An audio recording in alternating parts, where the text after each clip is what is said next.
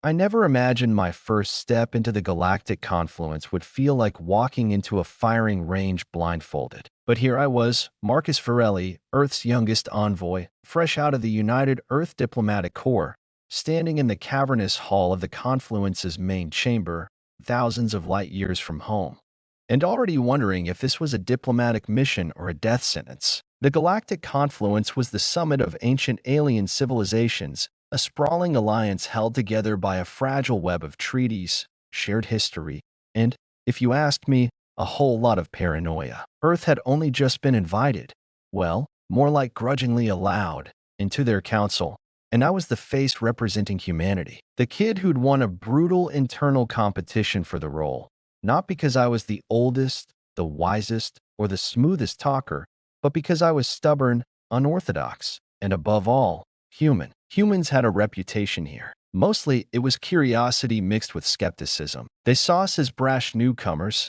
unpredictable and loud in a galaxy used to millions of years of silent, cautious diplomacy. But if there was one thing I had learned in my years dealing with alien politics, it was this: underestimating humanity was a mistake. I glanced at the polished metal podium in front of me, the speech I had labored over for weeks loaded in the Confluence's translator matrix, ready to be broadcast in every major alien language. The speech was supposed to be a bridge, an olive branch wrapped in words designed to emphasize Earth's desire for peace, cooperation, and mutual respect. It was carefully vetted by every department from linguistics to xenopsychology. I practiced it 100 times, each syllable calibrated to the diplomatic tone the confluence demanded. And then it vanished, not literally, but the version I was supposed to deliver had been quietly replaced, edited behind the scenes by forces I didn't yet understand. The changes were subtle. A phrase here changed from cooperation to submission.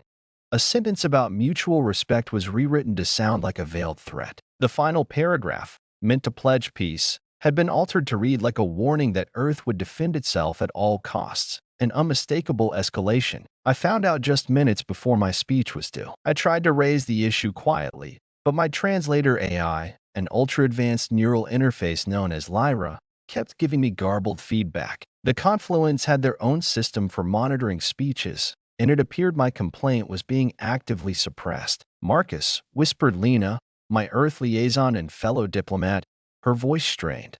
"Whatever you do, don't call attention. Just deliver the speech. Deliver a message of war."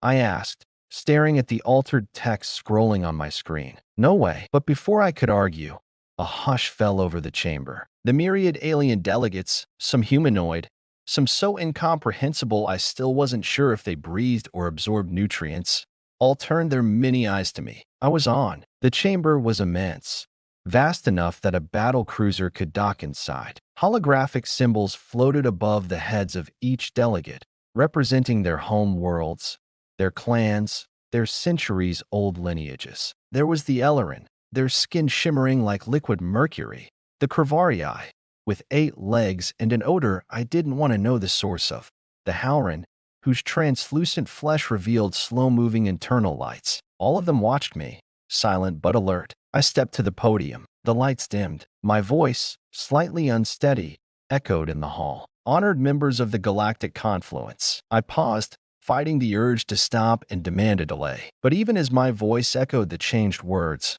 I felt something break inside me. This wasn't what I wrote. This wasn't what Earth stood for. I saw some delegates' eyes flicker with surprise. A few exchanged sharp glances. Then came the silence that followed the final words. A silence that didn't hold promise but hung like a cloud ready to thunder. As I stepped down, I felt eyes burning into my back. The Ellerin ambassador, with his cold, metallic smile, approached. "Interesting choice of words, Ambassador Varelli," he said smoothly. "You speak with a fire your people have yet to understand." It was a warning, a reminder that here, words were weapons, and I'd just been forced to fire the first shot. Later, in the quieter corridors behind the chambers, I confronted Lena. "Who did this?"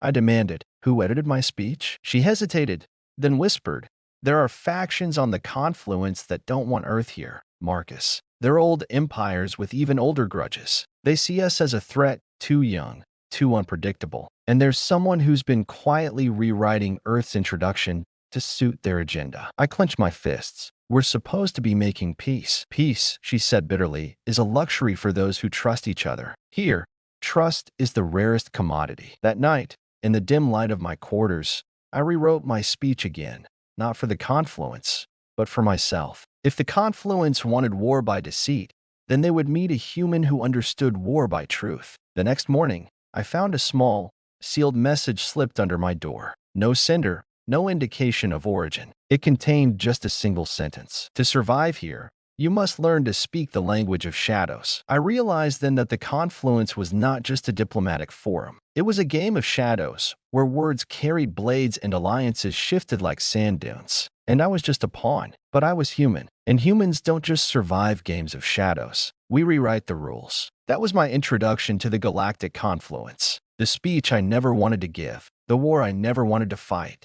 and the truth I was only beginning to understand. The moment I stepped out of my quarters that morning, I knew diplomacy was going to be nothing like anything I'd learned back on Earth. The Galactic Confluence wasn't just an interstellar meeting place. It was a labyrinth of ancient customs, lethal traditions, and a constant, subtle battle of wills. Every glance, every gesture, every word held layers of meaning, and the penalty for misunderstanding was often fatal. My first real encounter came swiftly. The Ellerin ambassador was waiting for me in one of the many polished halls that led to the main council chambers. The Ellerin were perhaps the most infamous species here, sleek, metallic-skinned beings who had perfected the art of diplomacy as a weapon. Their smiles, I would soon learn, were less signs of friendliness and more like barbs hiding beneath a velvet glove. He stepped forward with a slow, deliberate grace, his silver eyes catching the light like liquid mirrors. "Ambassador Varelli," he said smoothly,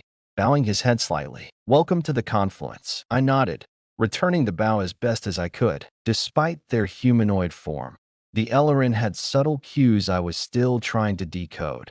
The slight twitch of their fingers, the direction of their gaze, the way their tails curled behind them. Everything was a message. His smile widened, a slow, calculated movement that sent a cold chill through me. "I trust your journey was without incident." I smiled back, careful not to mirror him too closely. "Smooth. Thank you. Earth's technology is quite efficient." He chuckled, a sound like metal scraping softly against stone. "Efficiency is a virtue, when used correctly." As he spoke, I noticed a group of his aides behind him watching intently. They were all silent, but their eyes were sharp, like hawks circling prey. I knew then this was a test, and I was the prey. Later, during a brief break, I sought out the confluence's xenolinguist, Dr. Thali, a small, four-eyed being from the Howran race known for her encyclopedic knowledge of alien customs. "I'm not sure I'm ready for the Ellerin's welcome," I confessed. Thali smiled, though hers was a genuine one, with none of the hidden edges I'd seen before. "Ah, the smile with teeth.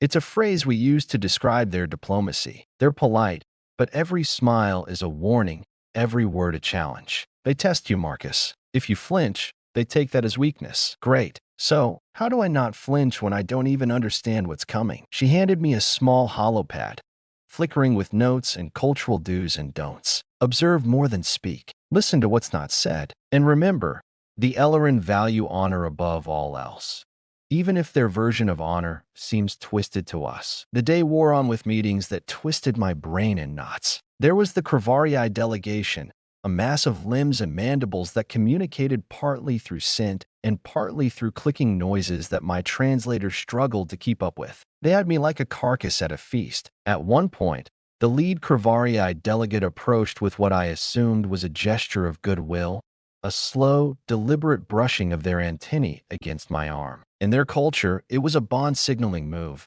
but it also released pheromones meant to assert dominance. I almost recoiled, but caught myself. To react poorly would be an insult. Instead, I returned the gesture awkwardly, careful to mimic their body language. The result was a subtle nod from the Kravarii delegate, a tiny victory for humanity. But the real challenge came at a diplomatic feast hosted by the Howran. The Grand Hall was unlike anything I'd ever seen. Translucent walls pulsated with soft lights that seemed to breathe. The table was a sprawling mass of strange, aromatic dishes. The Howran were translucent, their internal organs glowing faintly, and their movements were slow, deliberate, almost hypnotic. The feast was a test. Refusing any food or drink was tantamount to declaring war. Eating everything was an honor. But humans had a very different physiology. I was served a ceremonial drink, a glowing, shifting liquid that the Howran called firewater.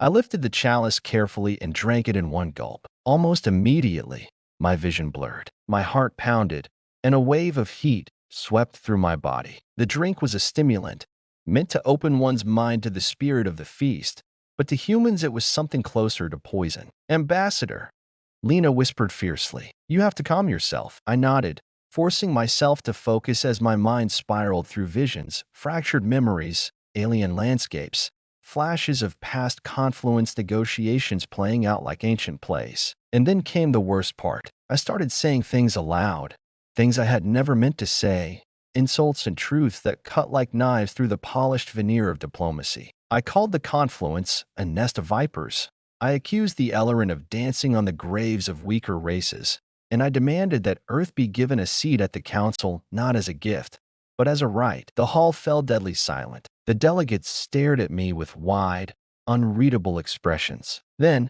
something unexpected happened. The Howran host laughed, a soft, throaty sound that echoed through the chamber. Finally, a human who speaks their mind. We've waited centuries for honesty like this. Other delegates nodded in agreement. The Kravarii even clicked in what I interpreted as amusement. I realized then that honesty, brutal and raw, was a currency here too, just as dangerous and just as valuable as any well-crafted lie. In the aftermath, the Ellerin ambassador cornered me again. You are reckless, Ambassador Varelli, but you have courage. That may save you one day. I met his gaze evenly. Or get me killed. He smiled, a sharper, more threatening curl of lips this time. Perhaps both. That night, I sat alone in my quarters, reviewing everything I'd learned. The confluence was not a place for polite speeches or empty promises. It was a jungle of symbolism and threats, where a smile could hide a blade and a word could start a war. And I was still only a rookie, trying to survive in a game played by masters who had been honing their skills for millennia. But I had one advantage no one expected. I was human, and humans had an instinct that no alien could replicate, the instinct to fight back when cornered, to read between the lines, and to never, ever back down. I closed my eyes and prepared myself for the next day, because if the confluence wanted a fight, I was ready to give them one, but on my terms. The morning after the feast, I woke with a pounding headache and a dry mouth that tasted like burnt metal. The firewater from the Howran banquet had left its mark, twisting my mind into knots I was still unraveling. But in the galactic confluence, there was no room to nurse a hangover, especially when you were the newest player in a centuries-old game of shadows and alliances. Lena found me in the common area, holding a steaming cup of synth tea. Her expression was a mix of concern and cautious optimism. You're lucky to be alive, Marcus, she said quietly. Many who fail the firewater test don't recover so well. Thanks, I muttered, taking the tea. I feel like I barely survived a chemical war. She smiled faintly. It's not just chemicals. The Howran use that drink to expose your true self. Your mind is laid bare. What you said during the feast, it shocked them. But oddly, it earned you respect. Respect from who?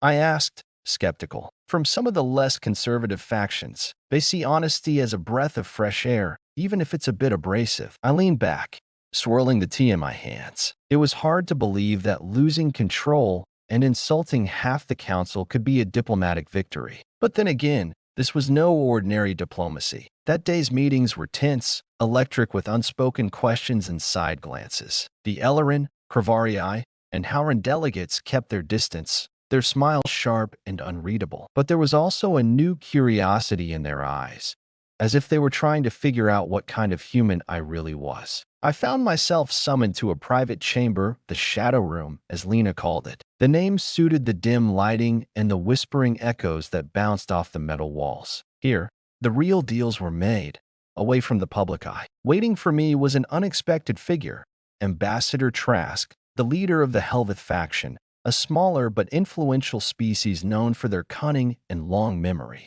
Marcus Varelli, Trask said, extending a clawed hand. I must admit, your performance at the feast was unorthodox. I shook his hand, careful to match his firm grip. Unorthodox seems to be the new standard here. Trask chuckled. Indeed, but you must understand, young ambassador, the Feast of Shadows is more than just a meal. It is a test of character and resilience. Many have failed before you, and many will fail after. I nodded slowly. I gathered that much. He leaned forward, eyes glinting. What you did?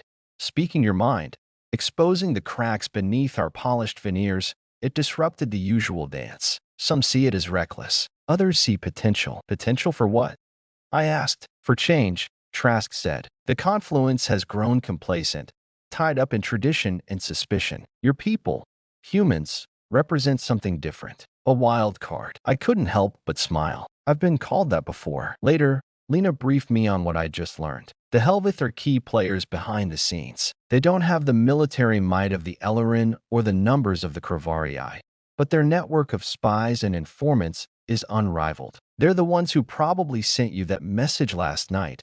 Speak the language of shadows. I frowned. So they want me to play their game? In a way. But remember, Marcus, you don't have to lose yourself to win. You need to learn the rules fast, before someone else uses them against you. The days that followed were a whirlwind of covert meetings, coded conversations, and carefully crafted alliances. I was learning to read between the lines, to spot the subtle shifts in posture or tone that betrayed true intentions. One evening, during a negotiation over trade rights with the Kravarii, I managed to turn a tense standoff into a tentative agreement by appealing to their pride rather than their fear. It was a small victory, but a victory nonetheless. Still, the Ellerin remained a looming presence. Ambassador Celine, their silver-skinned diplomat, was a constant shadow at every gathering, her gaze sharp and unreadable. During one particularly fraught session, she cornered me after the meeting. You were clever, Ambassador, she said quietly. But cleverness is not enough. You must also be patient. Patience isn't my strongest suit,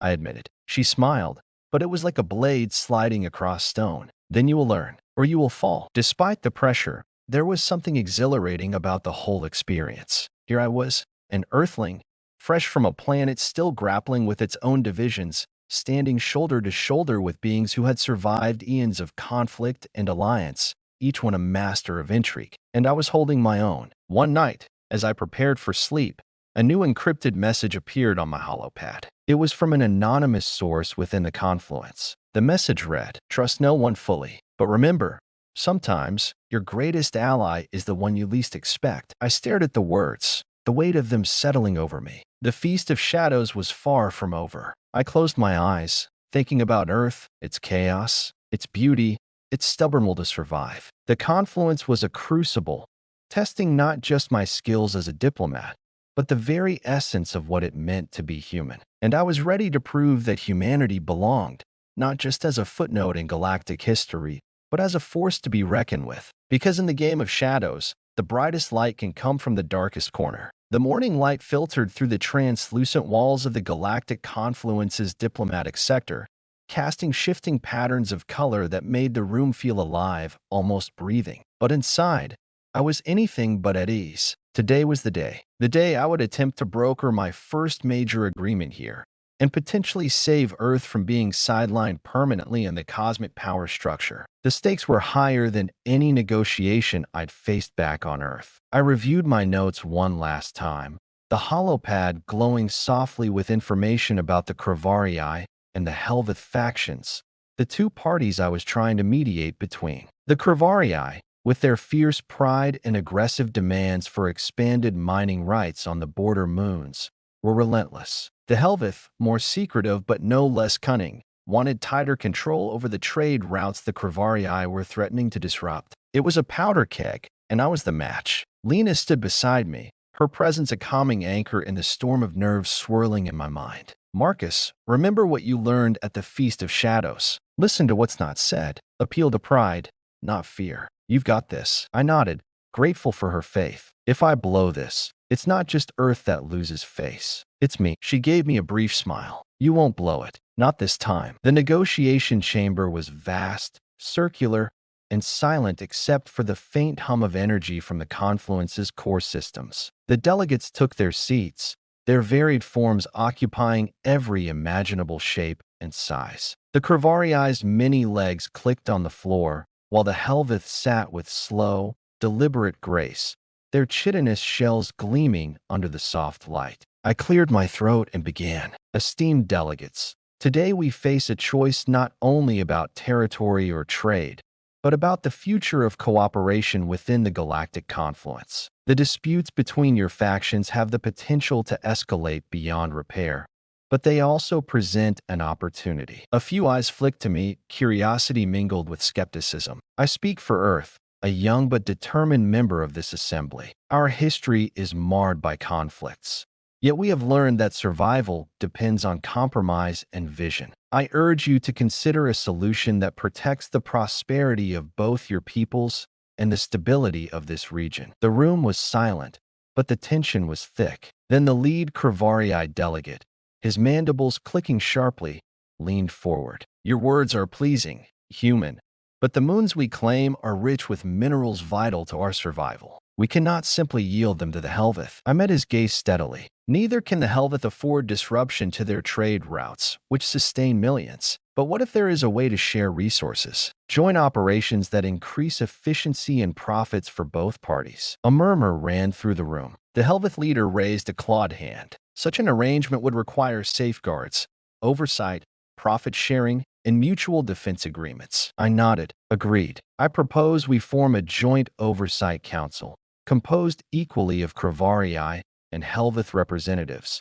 with Earth serving as neutral mediator. Several delegates exchanged glances. This was new, an idea that implied cooperation rather than conquest. Lena whispered in my ear, "You're walking a tightrope. Push too hard, and they'll reject it. Be too soft, and you lose respect." I took a deep breath. I want both factions to see this as a win, because it is. Turning to the Kravarii again, I added, "Your technology in mining is unparalleled. Together with the Helveth's logistics network, you can maximize profits beyond what either could alone." To the Helveth, I said, "Your control of trade routes is vital, yes, but without stable resource flow, that control is meaningless. This agreement ensures stability for all." There was a long pause, a silence heavy with calculation. Then the Kravarii delegate spoke. "This council you propose, what authority would it hold? Could it enforce decisions?" "Yes," I replied. "Its decisions would be binding within agreed terms,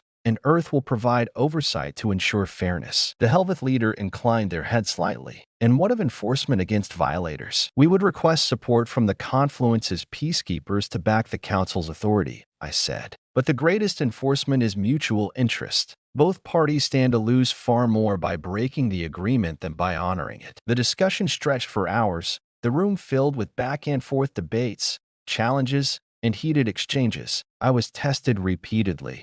The Kravarii pressed hard on guarantees. The Helveth demanded strict oversight measures. I found myself drawing on every lesson I'd learned from Earth's fraught history of peace treaties, from ceasefires to trade agreements. Throughout it all, I noticed small but important shifts. The Kravarii's body language softened, their antennae lowered slightly. The Helveth exchanged quick glances and whispered among themselves. At one point, the Ellerin ambassador appeared unexpectedly, observing from the shadows. His silver eyes flicked to me, unreadable, but I caught a faint nod. That subtle gesture meant more than words. By evening, we had reached a preliminary accord, fragile and tentative, but real. The joint council would be established with representatives from both factions, Earth acting as the neutral party. Mining rights would be shared, and trade routes secured with mutual defense pacts. When I announced the accord, the room erupted,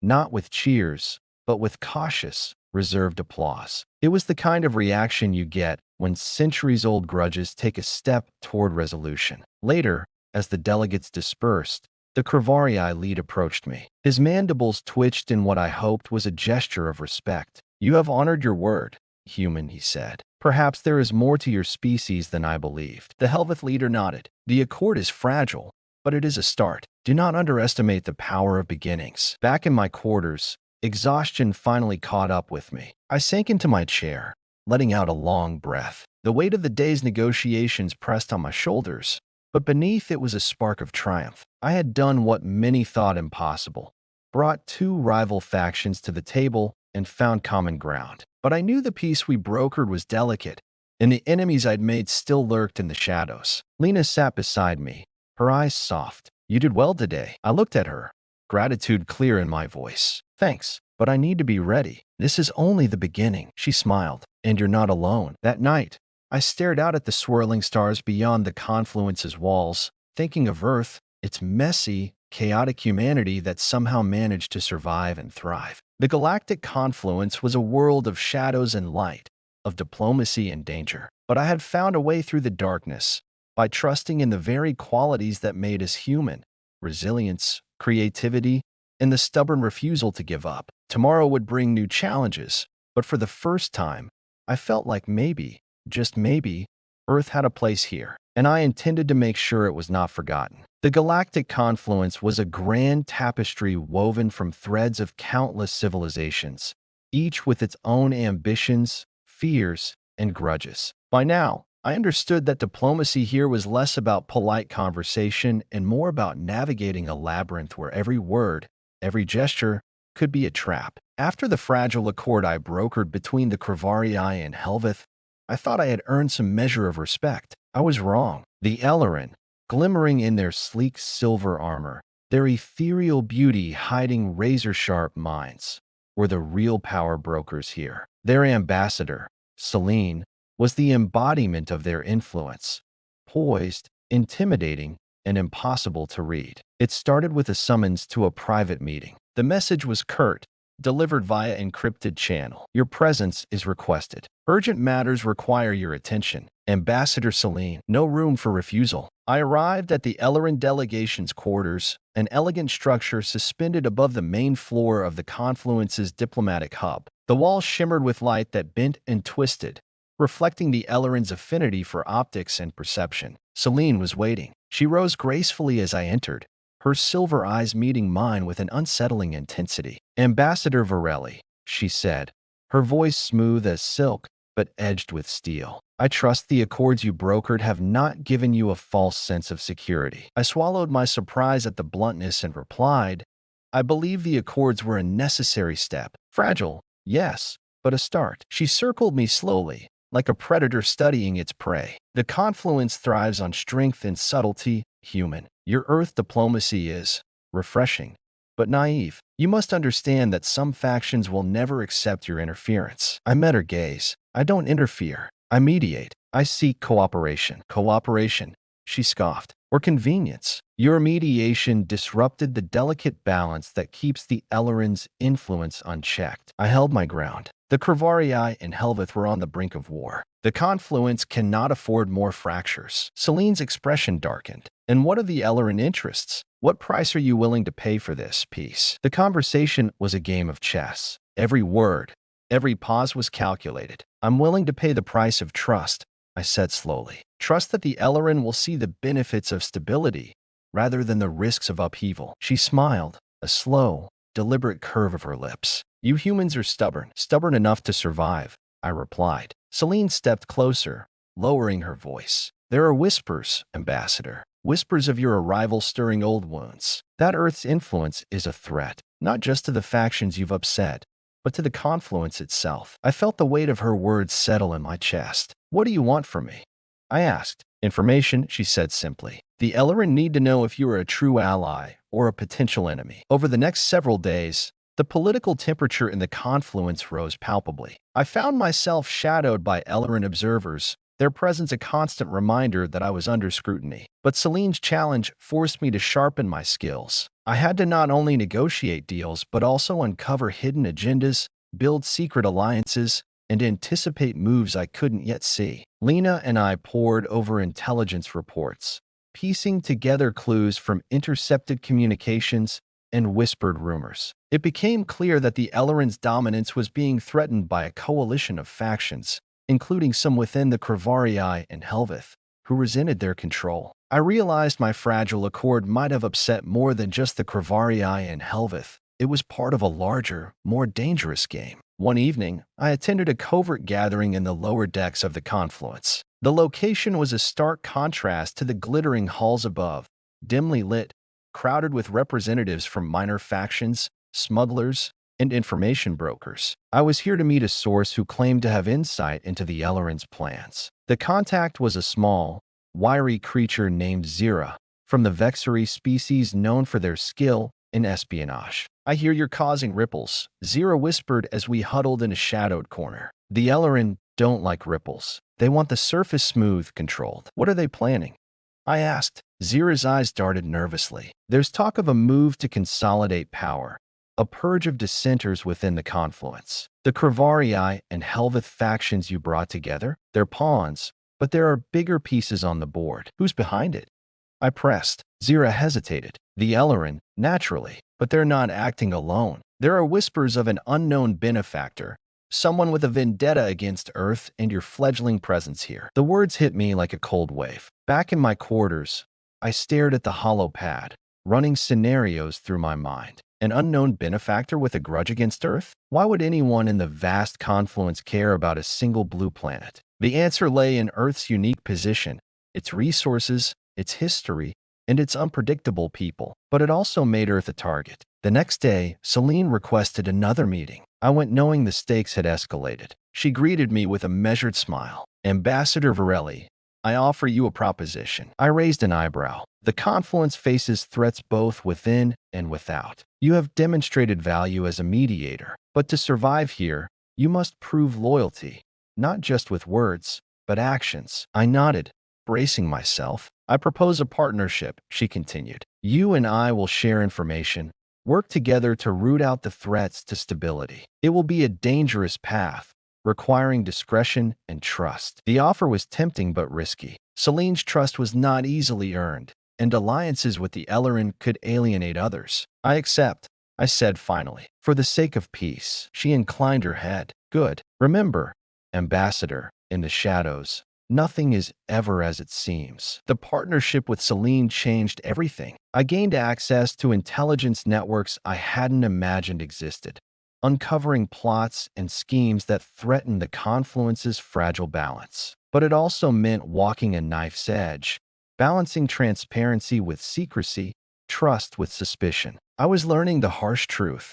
Diplomacy in the galactic confluence was warfare by other means. And in this war, every ally could become an enemy at a moment's notice. That night, as I recorded my thoughts in the quiet of my quarters, I realized the true challenge ahead, not just to represent Earth, but to survive in a universe where shadows whispered lies, and where the brightest light could burn you if you weren't careful. Diplomacy in the galactic confluence was never about simple handshakes and speeches from polished stages. It was about the moments you spent in the shadows, quiet, unseen, where deals were struck and lives balanced on a razor's edge. After my tentative partnership with Celine, the Ellerin ambassador, the game had shifted. I was no longer just a mediator representing Earth.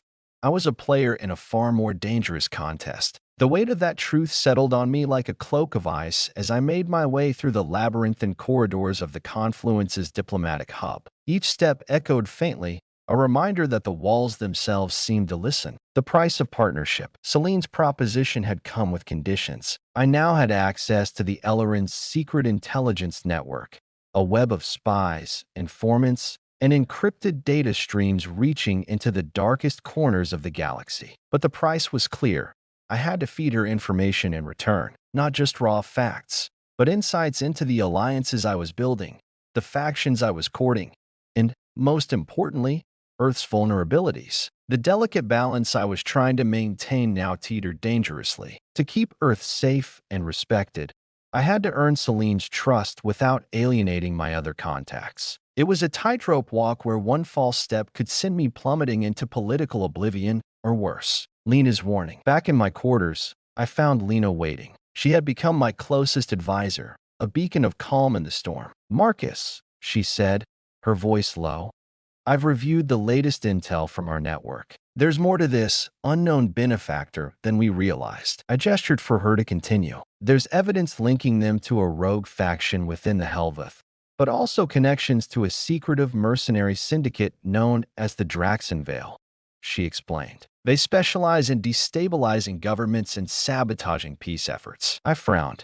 If they're behind the attempts to undermine the confluence, then the Kravarii Helveth Accord we brokered may have painted a target on Earth's back. Lena nodded. Exactly. We have to be careful whom we trust. A shadow meeting. That caution was put to the test when I received an encrypted invite to a clandestine meeting on one of the outermost confluence stations. The message was unsigned, but unmistakably urgent. Curiosity and duty pushed me to accept. The station was a stark contrast to the grandeur of the confluence's core, a cramped, utilitarian outpost that hummed with tension. I met my contact in a dimly lit corridor, a grizzled Kravarii intelligence officer named Therek, his mottled green skin scarred from years of conflict. "You're playing a dangerous game with the Ellerin," he said bluntly. "They don't share power willingly." "What do you want, Therek?" I asked. "Information," he replied, "and a warning. There's a faction within the Kravarii who oppose your accord. They're planning to sabotage the peace before it can take hold." His eyes narrowed. "If they succeed, the Ellerin will tighten their grip, and Earth will be blamed for the unrest." I absorbed his words, understanding that alliances here were fragile at best, and betrayal was never far beneath the surface. Navigating the web, returning to the Confluence hub, I knew the stakes had escalated. I had to strengthen my alliances, but also prepare for the possibility that some of my closest contacts might be working against me. I convened a private council with Lena, Celine, and representatives from other key factions who had shown tentative support for Earth's vision of peace. Celine's presence was a reminder that the Ellerin's influence was pervasive and their motives complex. "We need to identify these saboteurs and neutralize them before they act," I said. Lena added, "Our intelligence suggests the Draxonvale mercenaries are already in position, waiting for the right moment to strike." Celine's silver eyes glinted with approval. "Then we must act swiftly and decisively." The price of trust. The council agreed to a covert operation to root out the saboteurs. I was to lead a small task force, blending members from the Kravarii, Helveth, and Ellerin factions. It was a risky move, mixing rivals under one command, but it was necessary. As we prepared, I found myself wondering, how much trust could I place in these soldiers and spies? How many were loyal to the cause, and how many were waiting for a chance to stab us in the back? Celine pulled me aside before the operation. "Marcus," she said, "you must understand that in the shadows, loyalty is currency. Spend it wisely." Her words echoed in my mind as I assembled my team. Into the shadows. The mission took us to the underbelly of the Confluence's trade sector, a maze of tunnels and forgotten corridors where whispers carried farther than light. Our target was a secret warehouse suspected of housing weapons and communications equipment linked to the saboteurs. We moved carefully, avoiding patrols and security cameras, relying on Lena's tech expertise and the instincts of our diverse team. Inside the warehouse, we found evidence that confirmed our worst fears: crates of advanced weaponry, encrypted comm devices, and data logs implicating high-ranking figures within the Kravarii faction. A deadly encounter. As we secured the evidence, alarms blared through the facility. We'd been discovered. Gunfire erupted. The narrow corridors became a battlefield. I ducked behind a crate, returning fire with my pulse rifle, heart pounding. The mercenaries were better trained than I'd anticipated, their tactics ruthless. In the chaos, I caught sight of a shadowy figure slipping away with a data drive. "After them!"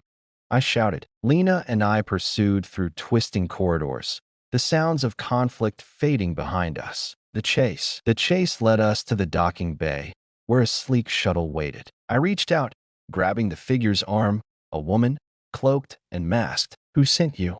I demanded. She laughed, a cold, bitter sound. "You have no idea what you're meddling in, human. The Confluence is a game, and you're just a pawn." Before I could react, she activated a device that sent a shock through my arm, knocking me back. Lena tackled her to the ground. We subdued the woman and ripped off her mask, revealing a Helveth agent, one of the faction's notorious saboteurs. Betrayal and revelation. Back at our secure base, the agent was interrogated. Under pressure, she revealed a chilling plot: a coordinated strike plan to coincide with an upcoming Confluence summit, designed to fracture the Alliance and ignite war. "The Ellerin want control," she spat, "but they're not the only ones who stand to gain." Her words confirmed my suspicions of the unknown benefactor behind the mercenaries, a shadow player orchestrating chaos to reshape the Confluence. A fragile future. The revelations shook me to my core. Earth's presence in the Confluence was no longer just about diplomacy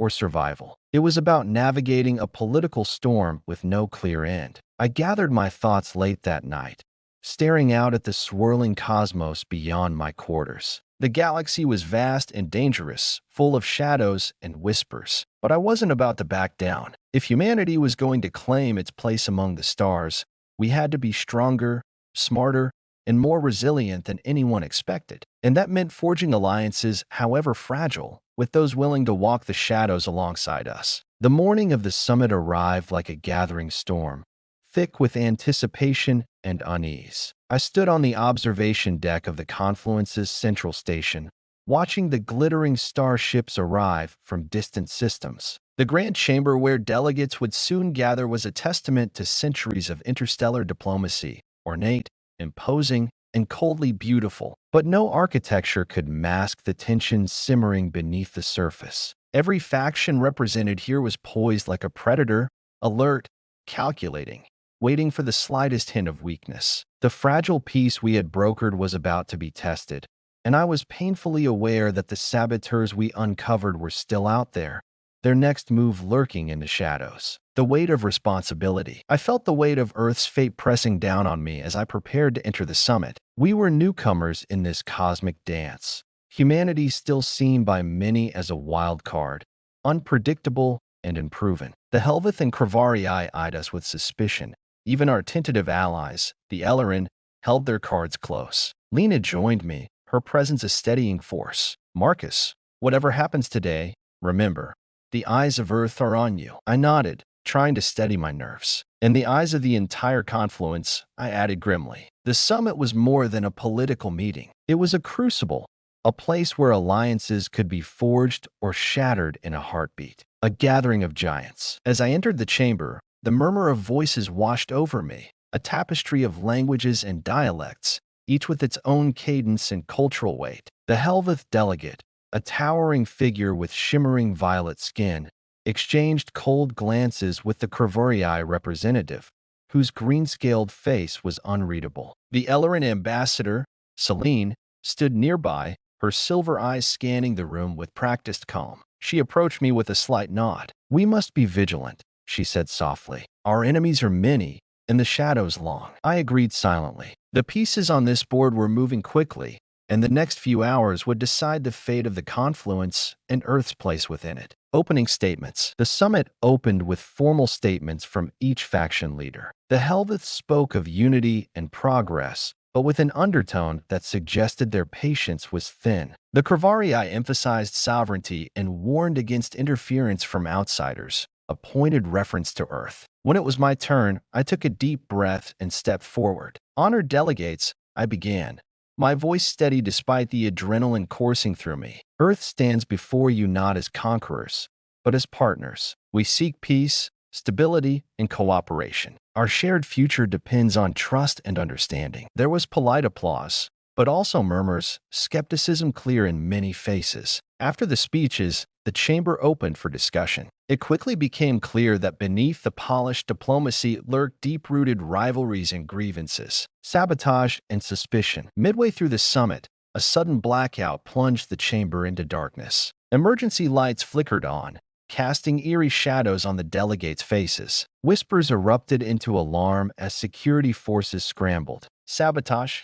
Celine whispered sharply in my ear. "They're making their move." I felt my pulse quicken. The saboteurs had timed their strike perfectly, aiming to fracture the fragile alliance at its most vulnerable moment. Security teams sealed exits and began scanning for threats. Lena was already at my side, hacking into the station's systems to locate the source. The unseen enemy. As chaos rippled through the chamber, I was pulled aside by Therek, the Kravarii intelligence officer. "They've planted explosives in the lower levels," he said grimly. "If detonated, it would cripple the station and kill thousands." I swallowed hard. The stakes had never been higher. We had to find and disarm the bombs, and fast. A race against time. Lena, Therek, and I led a small team into the station's maintenance tunnels. The corridors were narrow and dark, echoing with distant alarms and the hum of emergency systems. Every step was tense, every shadow a potential threat. Lena's fingers danced over her interface,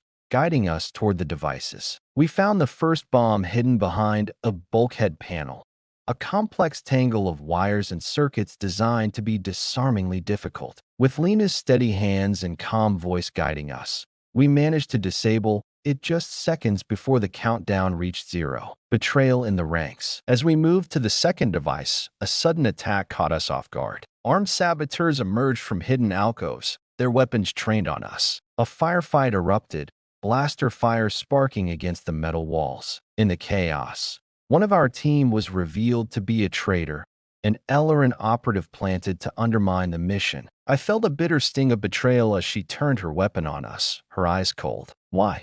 I demanded as we grappled. She sneered, "Because power belongs to those willing to seize it." We subdued her, but the damage was done. Trust, once fractured, was hard to rebuild. The summit reclaimed. With the bombs disarmed and saboteurs captured, we returned to the summit chamber. The delegates, shaken but resolute, resumed their seats. I addressed the assembly again, my voice ringing with renewed determination. This attack was meant to divide us, to sow chaos, but it has only shown how strong our alliance can be when we stand united. Celine stepped forward, adding, "The shadows will always lurk, but together we can bring them into the light." A fragile victory. The summit concluded with a tentative agreement to increase cooperation on security and intelligence sharing. It was a victory, but a fragile one. As the delegates dispersed, I felt the exhaustion settle deep in my bones. This was only the beginning. Reflections under starlight. Later that night, I stood once again on the observation deck, gazing out at the stars. The galaxy was a vast, complex web of alliances and enmities, and Earth was caught in the middle. But I believed in humanity's resilience, in our ability to rise above fear and suspicion. The summit had been a storm, but storms pass. What mattered was what we built afterward, and I was determined to ensure that humanity's place in the galactic confluence would be one of strength, honor, and hope. The calm after the summit storm was deceptive. I woke to the low hum of the confluence station's life systems, the faint glow of distant stars peeking through the massive observation window. The previous day's events, bomb threats, sabotage, betrayals, still weighed heavily on my mind. But the summit had ended with a fragile agreement, a promise to move forward together. At least, that was what everyone wanted the galaxy to believe. Yet, deep down, I knew the true work was just beginning. Morning briefings and uneasy alliances. The first meeting of the day was with Lena and Celine. We gathered in a quiet conference room,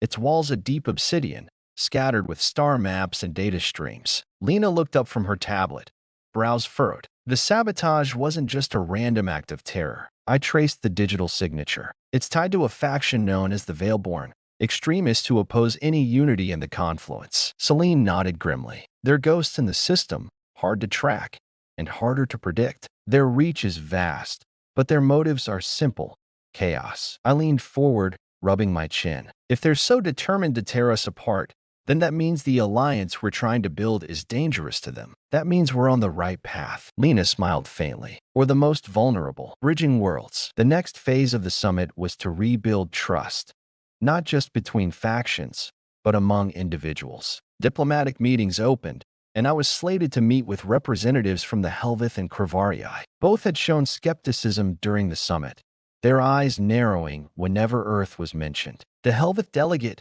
Vorin, was a tall, regal figure whose violet skin shimmered faintly under the station's lights. His voice was calm, but I could detect the steel beneath. "Humanity," he said after formal greetings, "you speak of trust. But what proof do we have that you won't become another threat to the confluence?" I met his gaze steadily. "We've already proven we're not interested in conquest. Our priorities are peace and mutual prosperity. The sabotage attempt wasn't ours, yet we were the ones most targeted." Vorin considered me, his eyes reflecting ancient wisdom. "Words are easy, actions less so." Then came Kale, the Kravarii envoy, shorter, but fierce, with emerald scales and piercing amber eyes. "Your people are new to the galactic stage," he said bluntly. "Trust must be earned. Until then, skepticism remains our shield." I nodded. "Fair. Then let us earn that trust, one step at a time." The shared threat. Just as talks seemed to be dragging, an urgent message arrived from the Confluence's intelligence division. The Veilborn were preparing another attack, this time targeting the core data archives that held the Confluence's historical records and treaties. The archives were the beating heart of the Alliance's memory, its collective history. Destroying them would cripple diplomatic progress and potentially spark widespread chaos. Celine turned to me with determination. "We need a joint task force. Earth, Helveth, Kravarii, and Ellerin together. I looked around the room. If the Veilborn want to destroy us, then we must protect what holds us together. Assembling the coalition. The coalition formed swiftly. Each faction contributed specialists, soldiers, and intelligence operatives. Despite underlying mistrust, everyone understood the stakes. I was appointed liaison, a role that placed me at the nexus of communication and coordination. It was a daunting responsibility, but I accepted it with resolve. Lena was my right hand, navigating the labyrinthine data networks to track Veilborn movements. The Helveth offered their elite strategists, and the Kravarii sent their most skilled trackers. Even Selene, with her quiet authority, coordinated Ellerin intelligence. Together, we were a patchwork force, fragile yet determined. Infiltration and intelligence. Lena and I spent hours poring over data, piecing together Veilborn communications and intercepting coded transmissions. One breakthrough came when Lena cracked a transmission pinpointing the Veilborn's base to a derelict mining station on the Outer Rim. "It's a ghost town," she explained. "Perfect for hiding their operations." I knew what this meant. We'd have to strike fast, but carefully. "This isn't just about firepower," I said. "We need precision, and we need to bring back evidence, proof for the skeptics." The Outer Rim mission. We assembled a small strike team comprised of representatives from all four factions. The tension was palpable.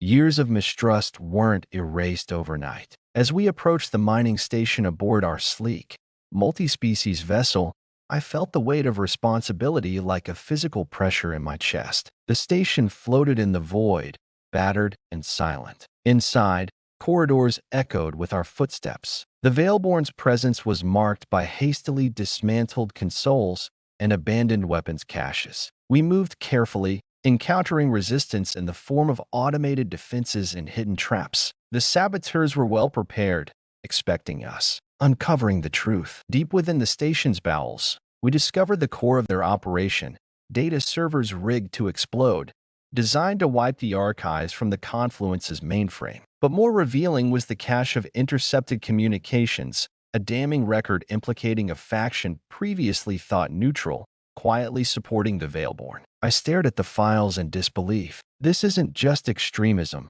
I said. "It's political manipulation." Lena nodded grimly. "Someone is pulling the strings, hoping to use chaos to their advantage." A delicate choice. Returning to the Confluence with this evidence presented a dilemma. We now had proof of internal betrayal, but accusing a faction without care could shatter the fragile alliance. In a closed council, I laid out the findings. Voron's expression darkened. "If these accusations are true, the Confluence will be fractured beyond repair." Kale hissed softly. "We must act quickly but wisely. Transparency is our only shield." Selene agreed. "We expose the traitors, but with caution. Justice, not vengeance. Building trust through transparency." I proposed a solution. An independent tribunal composed of representatives from multiple factions, tasked with investigating the evidence and holding any guilty parties accountable. It was a gamble, trusting our rivals to seek truth rather than conceal it. But if we were to survive as an alliance, transparency was essential. The tribunal was convened, and I was chosen to represent Earth's interests. A test of faith. The tribunal's hearings were tense. Old grievances surfaced, accusations flew, and the ghosts of past betrayals haunted every session. But slowly, a new pattern emerged, a realization that the strength of the Confluence lay not in secrecy, but in the courage to confront its flaws openly. I watched as delegates from different species began to listen, to question, to collaborate. For the first time, I felt a real shift, not just in policy, but in the spirit of the alliance. A new dawn. By the time the tribunal concluded, several conspirators were exposed and removed from positions of influence. The faction implicated publicly denounced the Veilborn and committed to renewed cooperation. It was far from perfect. Old wounds remained, and suspicion lingered, but it was progress. As I stood once more on the observation deck, looking out at the swirling galaxies, I felt a cautious hope. We had faced the echoes of distrust and found a way forward. Reflections. The road ahead was still long and uncertain, but humanity had taken a decisive step. We were no longer just new players. We were becoming trusted partners in a vast, complex web of civilizations. Trust, I learned, wasn't given. It was earned through courage, transparency, and the willingness to face uncomfortable truths. And in this cosmic dance, humanity was learning the steps. The tribunal had wrapped up, and the dust was settling. But peace was never a permanent state in the galaxy. The confluence was a delicate web of alliances, complex, intertwined, and frayed by old wounds and simmering ambitions. In the wake of exposing the Veilborn's internal supporters, the alliance's foundation trembled, not from external threats, but from the cracks within. I felt it in the air, unease disguised as cautious optimism. Morning after the tribunal. The day after the tribunal's conclusion, I was summoned to a private council with Lena, Celine, and the top diplomats from the major factions. The conference room was stark, yet oppressive, the kind of space designed to remind us that every word spoken there bore heavy consequences. Lena started, her voice tight. The tribunal's verdict has shaken the confluence more than we anticipated. Some factions feel betrayed.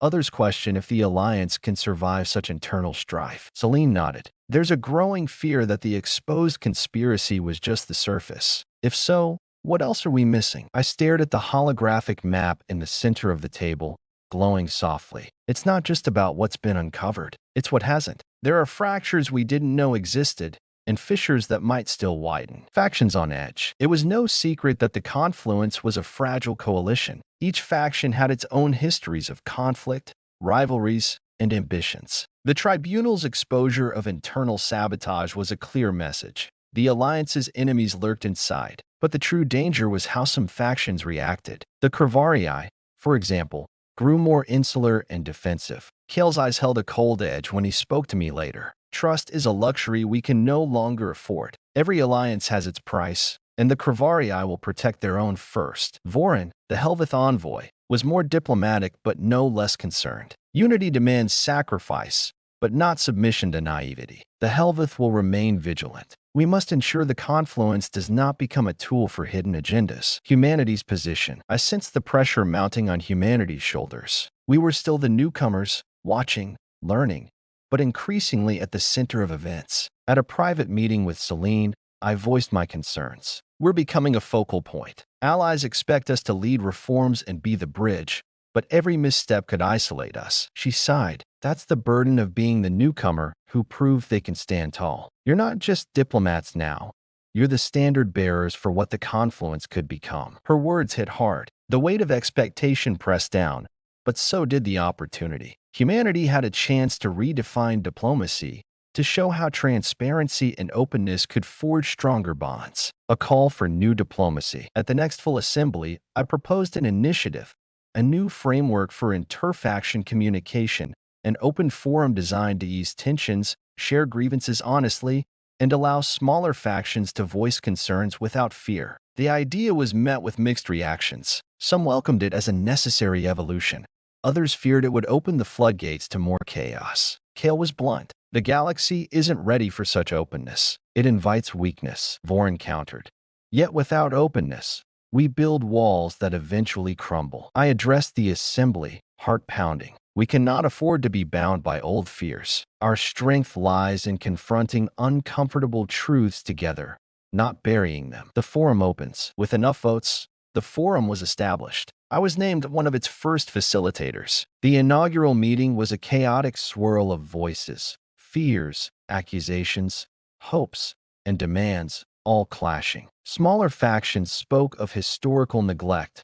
Larger ones worried about security, and hidden agendas surfaced in veiled comments. Navigating the turmoil was exhausting. But amidst the cacophony, I glimpsed moments of genuine connection, a shared desire for peace and stability. Lena observed quietly. It's messy, but it's progress. Real diplomacy isn't about silence. It's about dialogue, even when it's uncomfortable. Whispers of rebellion. Even as the forum struggled to find its footing, darker currents ran beneath the surface. A covert message arrived one evening, a warning from an anonymous source inside the confluence intelligence. The Veilborn were regrouping, but more dangerously, whispers spoke of a faction preparing to break away entirely, a separatist movement with ambitions to rewrite the galaxy's balance. The message was vague but chilling. Fractures will widen, Prepare for upheaval. I shared this with Celine and Lena immediately. We're facing a crisis within a crisis, Celine said grimly. The alliance is at a crossroads. We either hold together or fall apart. Diplomatic tensions escalate. The news leaked to various factions, sparking suspicion and paranoia. At the next summit, the atmosphere was electric. Every word carefully weighed, every gesture scrutinized. Accusations flew under the table. Alliances shifted subtly, and trust thinned. In private, I urged calm. We need to address these fears head-on. If we let paranoia rule, the Veilborn and Separatists win without firing a shot. Lena agreed. Transparency is our shield, but we also need decisive action. A proposal for unity. Faced with mounting unrest, I drafted a bold proposal, a charter of unity. This charter would bind factions to a shared code of conduct, mutual defense, and collective governance mechanisms designed to prevent splintering. It was ambitious and risky. Some factions viewed it as overreach. Others saw it as a lifeline. I presented the charter with as much conviction as I could muster. We stand at the precipice. Either we choose unity through shared commitment or fall prey to division and chaos. This charter is our chance to forge a future that holds us together. The vote and aftermath. The vote was tense and close. Voices raised in heated debate. When the results were announced, the charter barely passed. The narrow margin revealed just how fragile the alliance remained. Still, it was a start. I could see relief mixed with wariness in the eyes around me. Reflections on leadership. That night, alone in my quarters, I reflected on the journey so far. The galaxy was more complicated than I had ever imagined. Diplomacy wasn't a game of simple moves. It was a labyrinth of shifting alliances, hidden motives, and the ever-present specter of conflict. But amidst the fractures, I saw the glimmers of something profound: hope. Humanity's path was not just about survival, but about forging a new way forward. A way that embraced truth, courage, and the unyielding belief that even fractured alliances could be forged into something stronger. A quiet resolve. As the stars outside the station shimmered silently, I made a quiet vow. No matter the challenges, no matter the betrayals or setbacks, I would be there, pushing for dialogue, bridging divides, and reminding the galaxy why we fought for unity in the first place. The future was uncertain, but for the first time, it felt like ours to shape. The weight of the galaxy rested heavier than ever on my shoulders as I prepared for the final summit of the Galactic Confluence. Months of fragile negotiations, tense diplomacy, and whispered warnings had led us to this moment. The fractures that threatened to tear the alliance apart were still there, barely held at bay by promises and protocols. But something else had grown within that chaos. Hope. A hope that even in the darkest times, humanity and its allies could forge a new path forward. The calm before the summit. I stood on the observation deck of the Confluence flagship, gazing out at the swirling nebulae and distant stars. The vastness of space always humbled me. A reminder that, no matter the political games and power struggles, the universe was indifferent, vast, and infinite. But the alliances we built, the trust we earned, those were human constructs. Fragile, yet vital. Celine approached quietly. You ready for this? I nodded, though my heart hammered in my chest. We have to be. The future of the confluence depends on it. She smiled faintly. And the future of humanity. Her words grounded me. Humanity was no longer the fledgling species outsiders doubted. We were now pivotal players, sometimes mediators, sometimes warriors, but always striving for a better tomorrow. Arrival of the delegates. The summit hall was packed with delegates from every faction. The tension was palpable,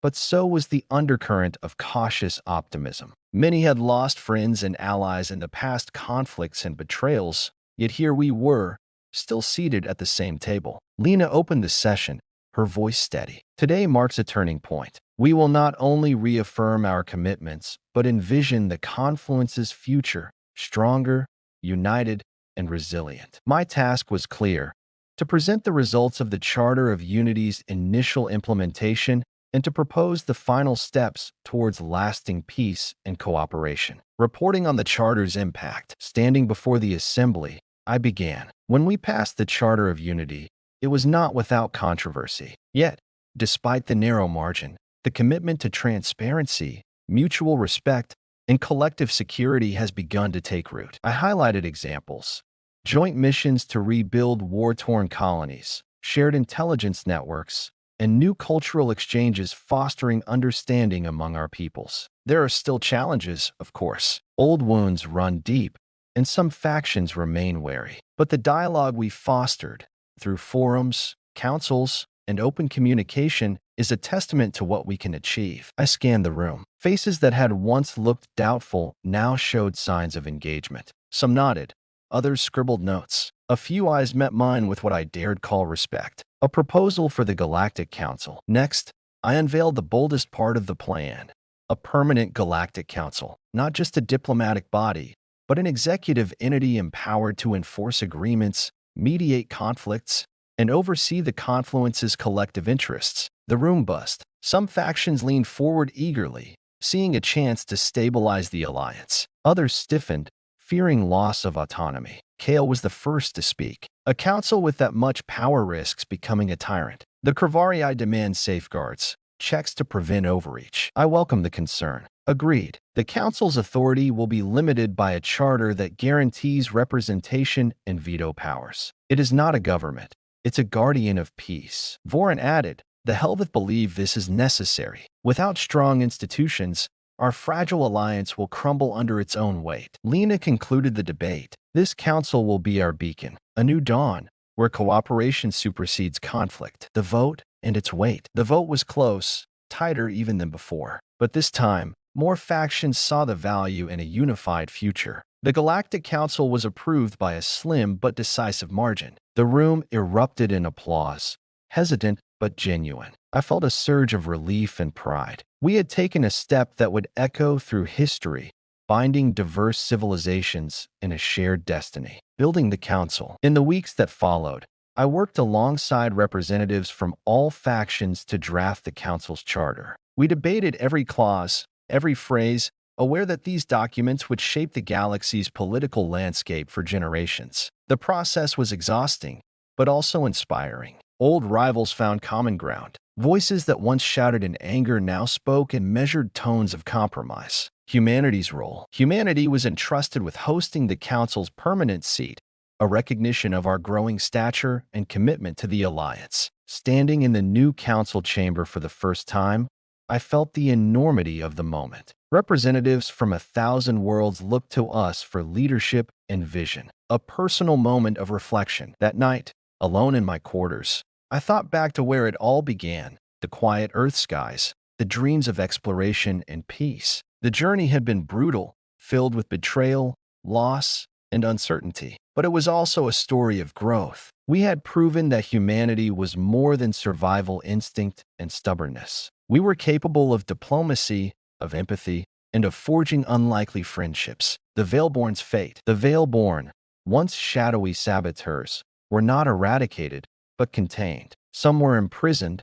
others exiled, and a few were granted clemency in exchange for aiding the new order. It was a delicate balance, justice tempered with pragmatism, the dawn of a new era. As the Galactic Council convened for its first official meeting, I stood among the delegates, feeling the pulse of history. Our work was far from over. Threats would arise, old fears would linger, and new challenges would test our resolve. But now, we had something stronger than fear or suspicion. We had unity. The confluence was no longer a fragile alliance. It was a living, breathing entity, a testament to what diverse species, united by a common purpose, could achieve. Hope in the stars. Looking out at the stars from the council chamber, I felt a quiet certainty. This was only the beginning. A new dawn awaited, not just for humanity, but for all who dared to dream of peace in the cosmos.